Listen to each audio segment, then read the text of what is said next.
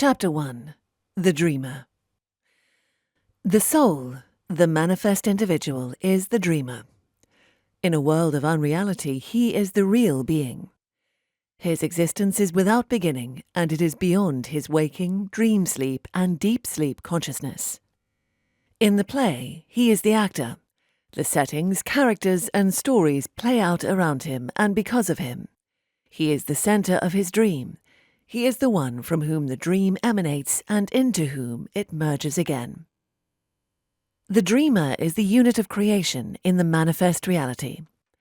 Without him, there is no life in the manifest, for the dreamer is the frame on which hangs the ideas of the body, birth, death, growth, decay, friendship, loss, purpose, despair, and so on, all conceivable elements that furnish the mental life of the soul. He is the storehouse of variegated powers, programs and abilities that aid, enhance, and hinder him along the way.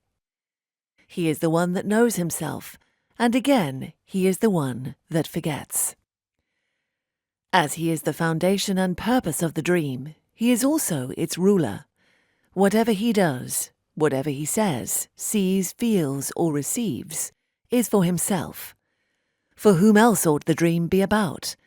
Who should it be for but the one who dreams it?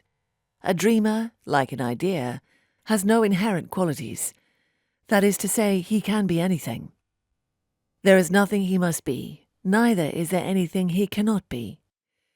He can be man or woman, exalted or downtrodden, pious or demonical, adamantine or feeble. He can be asleep or intensely awake.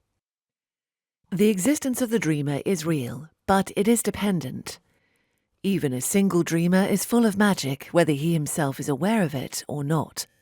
But he is like a reflection, not without a source. Though the dreamer is without father or mother in the ordinary sense, and it could be said that he is self-created, nevertheless, he is of somewhere, and of something, an origin, that is, the One. Dreamers exist because the One exists. His life is their life. His reality is their reality.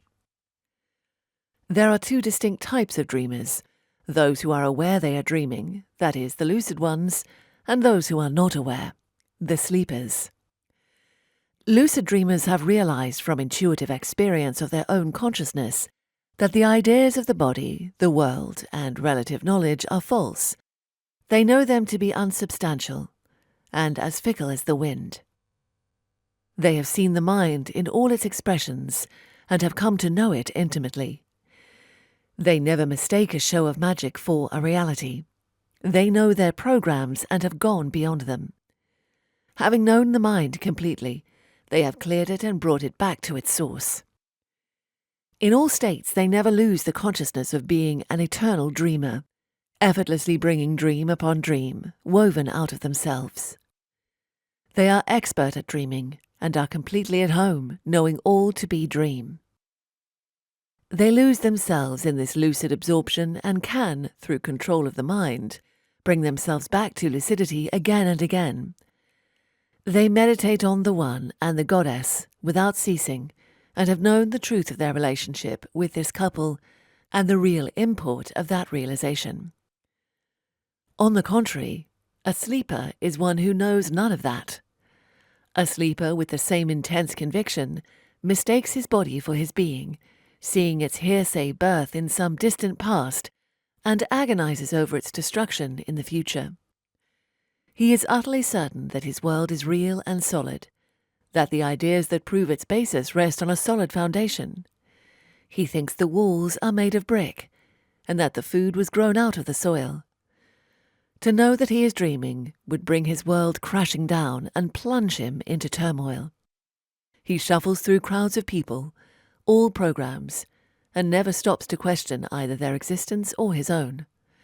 He will take any conditions that are given to him and live in them. He may grumble, he may even have a flash of lucidity, but it is only momentary. Ultimately, until he meets a lucid dreamer, he remains a man asleep in his own dream.